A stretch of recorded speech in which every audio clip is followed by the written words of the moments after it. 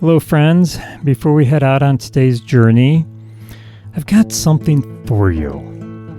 If you've ever wanted to feel more comfortable outside, whether you're hiking the new trail, identifying birds by sound, or simply reconnecting with nature in a deeper way, I've created something just for you. My online classes at the Nature Wander are designed to take you from curious to confident, step by step. I'm not going to overwhelm you, just give you practical skills you can actually use out there in the wild. From beginner birding to navigation to seasonal outdoor safety, these are the skills that turn a walk in the woods into something unforgettable. You can check them out anytime at thenaturewander.com/course. Just check the show notes for a link to the courses and build that confidence for when you're outdoors. Now let's get back outside.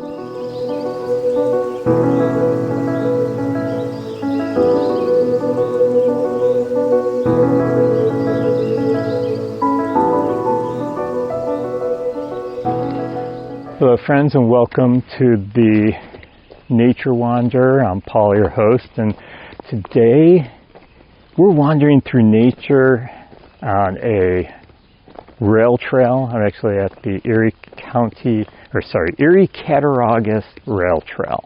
So it goes all the way from Erie County in New York State all the way down to Cattaraugus County. And I'm being joined by a pileated woodpecker, and I've got a lot of other birds and other animals singing around. I got to watch the sunrise this morning. I'm out early, trying to avoid the heat of the day. And that's actually what I want to talk about today is summer hiking. Summer hiking safety. I mean, I love hiking in the summer. I like hiking all year, but mostly in the summer. Yeah, I hate having to put all that gear on for winter hiking. Jackets, hats, gloves, all this gear for winter hiking. I'd rather be out just putting my shorts on, my hiking boots, a nice comfortable shirt and get out there.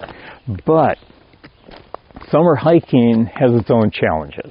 You don't have to worry about frostbite, you don't have to worry about the cold, but you do have to worry about things that, summer hiking, often underrated. People forget about some of the dangers that you could run into. Heat, humidity. You usually take longer hikes in the summer. Afternoon storms, bugs, dehydration, overcrowded trails.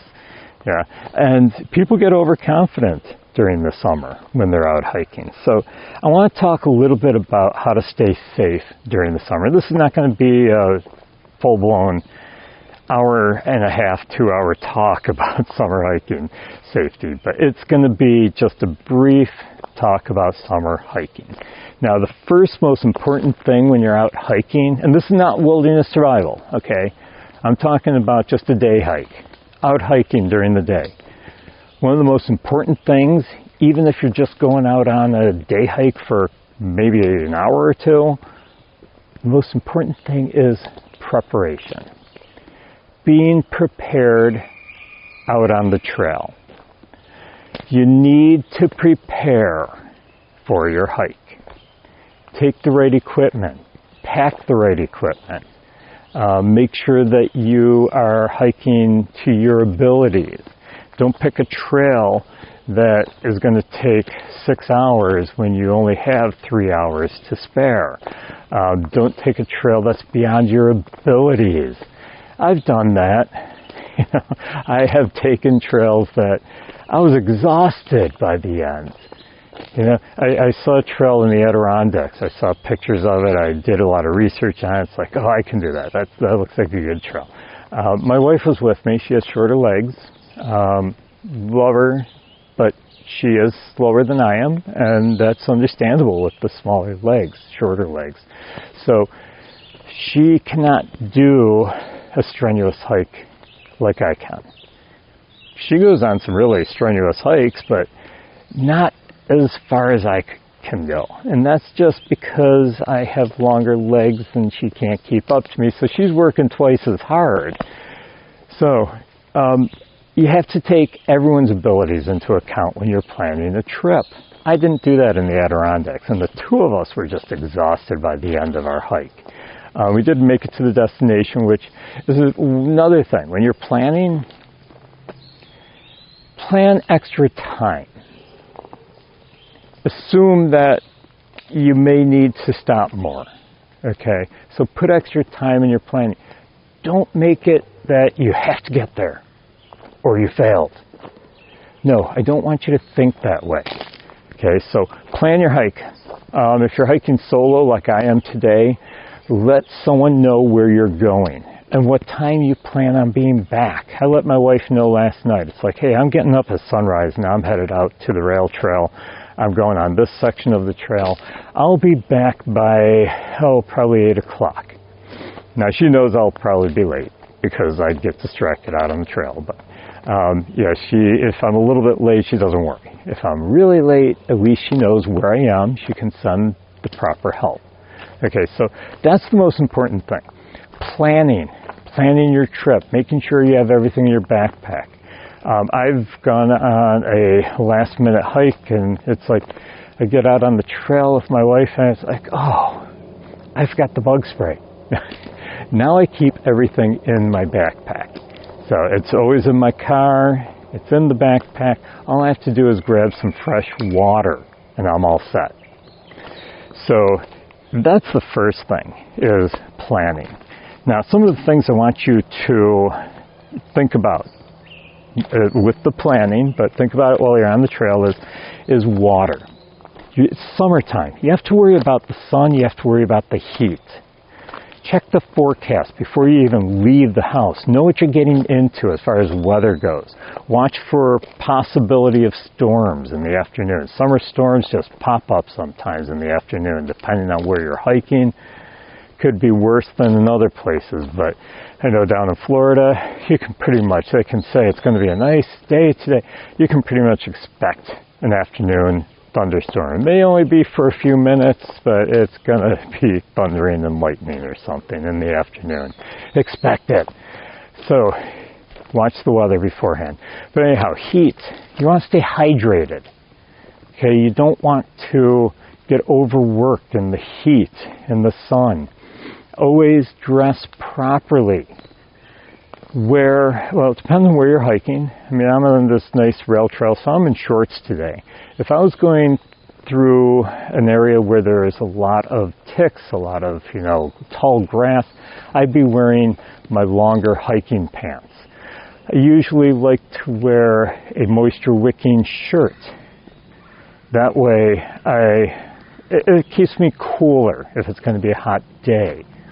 If it's going to be sunny, I'll have my sun hat that I take with me. I wear light-colored clothing when it's going to be sunny, when I'm going to be hiking in the sun. Dark colors absorb the heat. So wear light-colored clothing, wear lighter weight clothing. Make sure that you have sunscreen as well. I don't carry any liquid sunscreen with me. I've had it get all over my backpack before. So now I carry the bars with me, the solid sunscreen. Make sure that you have enough water. Keep hydrated. Water is important, very important. I always get asked, how much water should I take on the hike? General rule of thumb, for every hour that you're going to be out hiking, take 16 ounces. Okay, and that's per person. Now, if it's going to be extra warm, I always have in my backpack little electrolyte packets that I can add to the water. But if it's going to be extra warm out, put the electrolytes in your water before you even get started. I think I'm hearing a crow overhead. Put the electrolytes in your water. That's what I usually do. I'll keep the electrolytes in my water before I even go on the hike. But otherwise, I have electrolyte packets with me. So That helps to replace some of the nutrients that you're losing if you're sweating a lot. And if you are out there and you are getting a little bit hot, take a break. Don't wait until you're thirsty. Every once in a while, just stop. My wife and I call them hydration breaks. We'll be hiking along and one of us will say, okay, time for a hydration break. Doesn't mean we're thirsty. It just means, okay, we've been out a little while. It's getting warm. Let's take a break. Go out in the shade. Find a shady spot, under a tree, under a bush, wherever you can get out of the sunshine. Just stop for a little while. Let your body rest. Let it cool down a little bit. Take a drink. Too many people try to save their water. They're afraid they're going to run out. Keep hydrated. Take these hydration breaks every once in a while. You should have enough water as long as you brought it ahead of time. Okay? Now, I'm not going to get into how to purify water or anything. Like I said, this is not about wilderness survival. This is about staying safe on a day hike. Okay, so I think I pretty much covered heat and water, so try to stay cool. If you notice that you're getting a headache, maybe you're sweating more than usual, maybe you feel kind of drained, weak, you start getting a little nauseous, okay, you are probably experiencing heat exhaustion. That's when it's time to take a break, get in the shade, drink some more water, electrolytes, until you start feeling better. And then, my advice, head back towards your vehicle. Get back to the trailhead. Okay, you're done for the day. It's a little bit too warm out. Okay, so watch for that. You don't want it to get worse. I mean, if you start noticing some confusion, you're not sweating anymore, you were sweating before and now you're not, maybe you feel your arm and it feels like it's burning up, your body is getting so high and hot. This is a medical emergency. You're actually experiencing heat stroke. So you didn't take precautions when you noticed the signs of heat exhaustion. Don't let it get that far. Please don't let it get that far. Take precautions. I have never had heat exhaustion or heat stroke because I'm constantly watching for these things.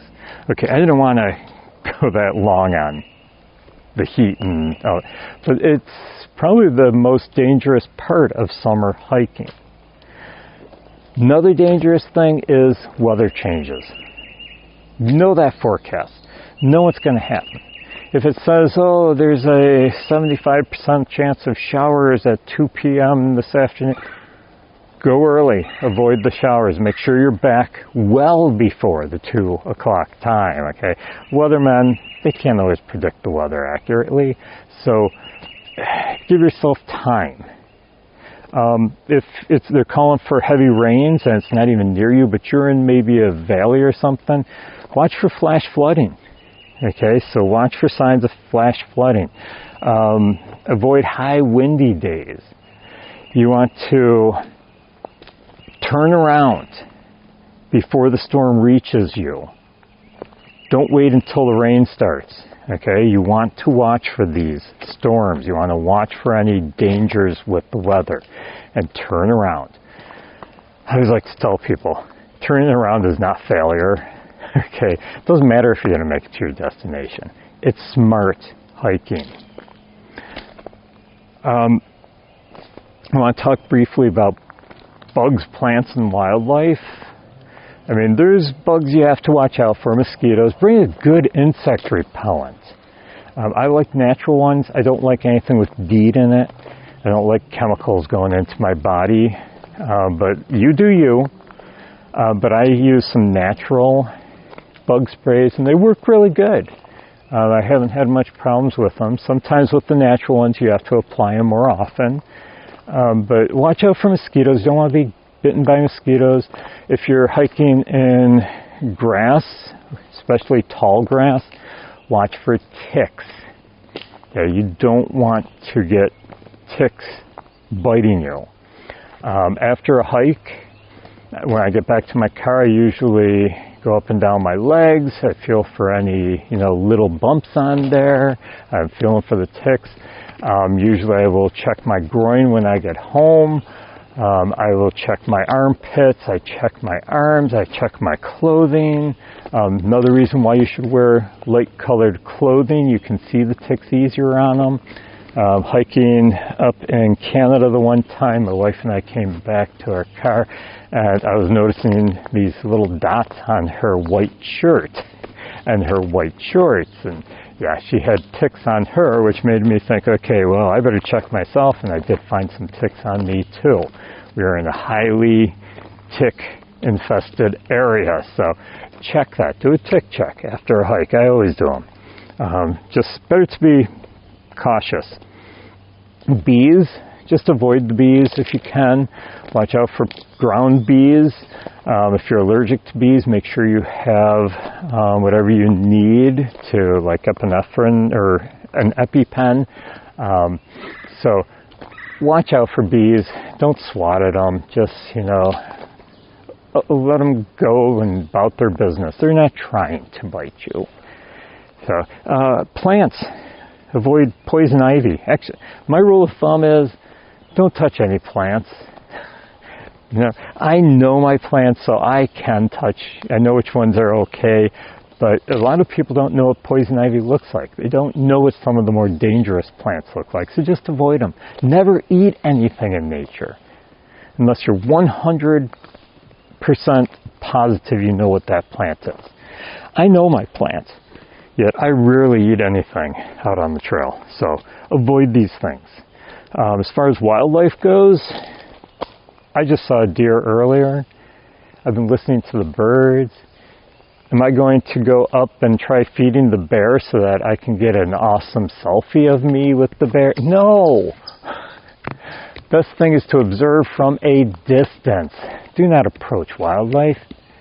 Do not touch wildlife. Okay, they can be dangerous. So just avoid that. Briefly, I want to talk about navigation skills. Take a map with you, a compass. I always have my All Trails app when I'm out on the trails. I like to clock how far I've gone, but mostly it's just to make sure I am on the trail still. Watch your trailblazes. Know the trail. If it's a new trail, I love exploring. I love wandering through nature. So if it's a new trail that you're on, watch the maps and take a map with you. Make sure you have a map with you, just in case. I've been on some new trails and it's like, oh, wait a minute, this part wasn't on the map. Okay, oh, I missed a trail junction. Yeah, you don't want to get lost out there. So take some sort of navigation with you, whether it's your cell phone or it's a paper map and compass. That's your preference, but always, always, always. I usually download the maps onto my phone in case I lose reception. Okay, I subscribe to All Trails so I can download the maps. I'll leave the links in the show notes for some of these different apps and such that you can download. And, of course, no one's turnaround. If, the weather gets bad, if you're starting to get overtired. The other day I was doing some work in the sun during the day, and it really took a lot out of me. And then in the afternoon I went and donated blood, and that evening, it's like I was just wiped out. I just didn't want to do anything.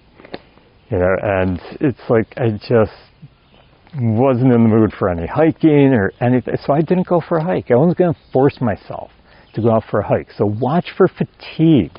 You get a little bit overexhausted, turn around. That trail will be there tomorrow. So take it tomorrow when you feel a little more energy, when the weather is cooperating for you more. Okay, if you start running low on water, time to turn around. If you get injured, maybe you twisted your ankle, don't push through it. The trail will be there tomorrow. If it starts getting dark, okay, I was on the trail a little bit too long. It's getting dark. Those are all times to turn around. And like I said earlier, turning around isn't failure. No, it's actually very good judgment. It's good hiking. So basically, for summer hiking safety, your checklist should include telling someone your plans. Okay? Plan your hike ahead of time. That's the most important thing. Plan your hike ahead of time. If it's a last minute hike, you can still take 5 minutes to check the trails, check the weather, make sure you have all your gear with you, all your safety equipment. Plan ahead. Tell someone your plans. Check the weather. Bring enough water. Remember, 1 16-ounce water bottle for every hour you're going to be out there. That's the rule of thumb. Bring snacks. Some high-protein snacks. I always have my protein bars in my backpack. Wear that sun protection. Know your route. Bring some sort of map, some compass, online map. Carry a first aid kit. I've got they make these little hands, they fit in your hand. First aid kit. It's got the basics. It's got everything you will need. Nothing for, an emergency situation, but then you're going to hopefully call an ambulance. But you shouldn't have that situation, hopefully. So, carry a first aid kit, just a basic first aid kit with you. Have your navigation tools, like I said. Watch the time. I get distracted while I'm out on the trail. It happens all the time with me. I am just discovering nature. I'm just so fascinated with some new thing that I found. Just enjoying myself so much. I'm in a meditative state, enjoying this hike. And that's when I get kind of lost with time. Watch your time. You don't want to be out on the trail too long. Not just for exhaustion reasons, but also for light reasons. You don't want to be out on the trail when it's dark out. I've done that before. I was out on the trail, I was geocaching, and while I was out on the trail, my wife and I were out there, we couldn't find the cache, and it's like, well, we should head back to the car. It's like, oh, we got to get this cache, and we finally just decided, okay, we're not going to find it. It's starting to get dark, let's head back. We didn't have flashlights with us. We're working off of the lights on our phone, trying to find our way back. Hard to see the blazes on the trees. It was a scary situation. So watch your time, please. And of course, turn around if needed. Know when to turn around. Know your limits. I mean, nature, it is so incredibly rewarding. But it deserves respect. Which is the last thing I want to talk about with summer hiking. Leave no trace. I'm sure you've heard about that before. I'm not going to go through all the principles. I could do a whole episode on leave no trace. Leave no trace, basically when you're on the trail, stay on the trail. Don't go wandering off the trail. It's a good way to get lost. But it's also a bad way to treat nature. I don't know how many times I've seen like a puddle in the middle of the trail. And everyone's going around this puddle, and basically in doing that, they're making a new trail. There could be sensitive plants there. There could be, oh, there's a deer. This is what I love about summer hiking. I've got deer on the trail up ahead. But anyhow, you don't want to trample the sensitive ground. You don't want to pack it down, causing the rain to wash it away easier.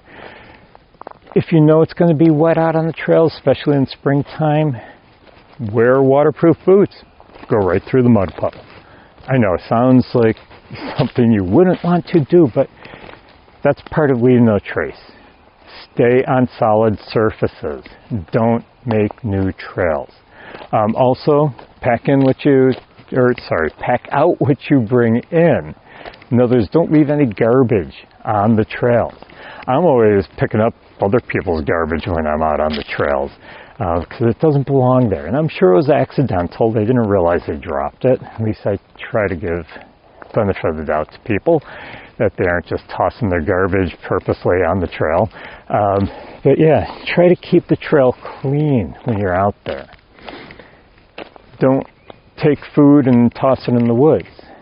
You know, you ate a banana, take the banana wrapper out. Don't toss it in the woods. I know it's biodegradable, but a banana doesn't belong in Western New York. So, take out what you bring in. Also be respectful of others out on the trail. That's another part of leave no trace. Your noise. You know, don't leave that noise out there. Don't be noisy. Don't, you know, if you're listening to music, that's fine, but use earbuds. So be respectful of others out on the trail. So those are really basic. There's so much more to leave no trace, but I just wanted to, you know, let you know the basics of it, because if we want to leave this trail the way we found it, I mean, that's the total basic of leave no trace. So before I wrap up here, I did want to mention that I've spent years leading hikes, teaching outdoor education, and helping people build confidence in the outdoors. Over the past several months, I've been busy taking all the things that I've learned, and I've put into a summer hiking course, summer hiking safety course, I should say. So if today's episode gave you a few helpful reminders, the course actually goes much deeper with step-by-step lessons, real-world examples, gear recommendations. I get into planning strategies, practical demonstrations, and you can use all these before your next adventure. And the nice thing about my courses, yes, I have more than just one, but I just released the summer hiking safety course. You get to learn at your own pace. You get to pause and review the lessons. You get to return before every hike if you want. You can, you know, return at the beginning of the season just as a refresher. You get to build confidence, whether you're a beginner or an experienced hiker. The goal of my course isn't to scare you away from hiking, just like hopefully this episode didn't. It's more the opposite. The better prepared you are, the more relaxed, confident you become. And then you can enjoy your hikes more, because you're not always worrying about safety and worrying about, oh, what's going to happen on this trail. No, you're going to be listening to the birds, looking at the plants, watching the wildlife. So if you're interested in taking your hiking knowledge a little bit further, you'll find a link to my new summer hiking safety course in the show notes. By the time you're listening to this, it will be live.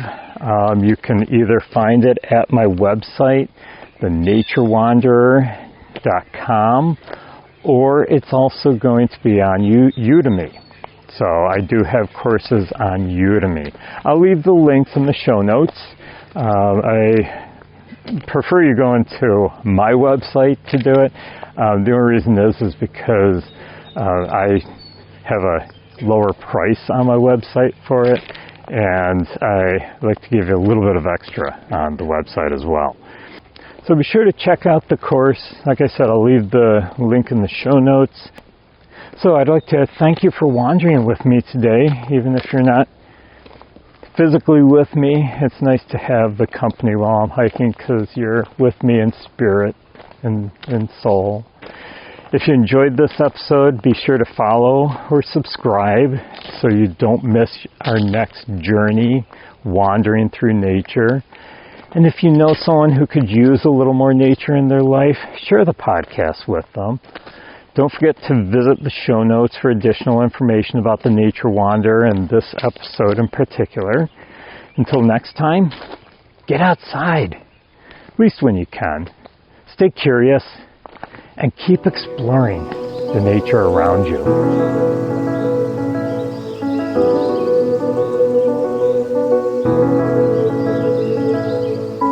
Hello, friends. I hope you're out wandering through nature, exploring the natural world around you. Do you enjoy writing about your wanderings? Nature journaling is an awesome, fun way to remember all the adventures you have taken and how you felt during those journeys. If you're looking for some beautiful journals to keep track of all your wanderings, I have several available on Amazon, including some guided journals for children. Start your journey in journaling by clicking on the link in the show notes. Keep exploring the nature around you and keep journaling all your wanderings.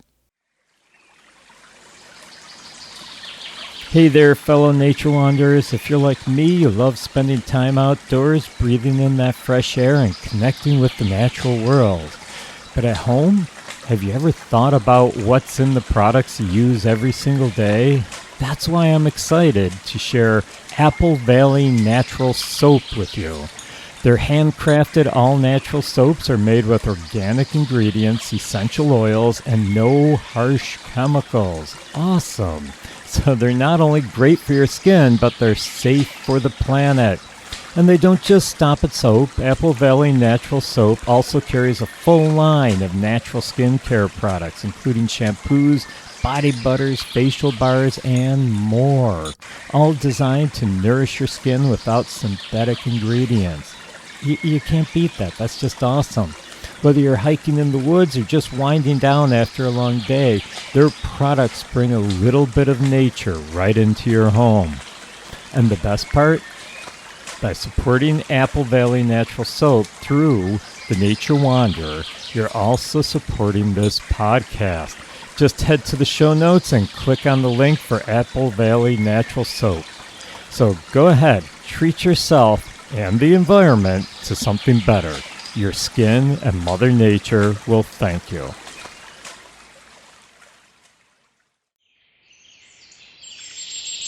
Hello, friends. Do you love tea and natural wellness products as much as I do? I've partnered with Positively Tea and Positively Botanicals, and I can honestly say I drink their organic loose leaf tea almost every day, and I love it. From organic teas to natural remedies, they offer high-quality products that support a healthy, mindful lifestyle. When you shop through my affiliate link, you not only discover amazing products for yourself, but you also help support the podcast. Visit the link in the show notes to explore their selections today. And for you coffee lovers, they have you covered as well. Treat yourself, support the show, and keep connecting with the natural world.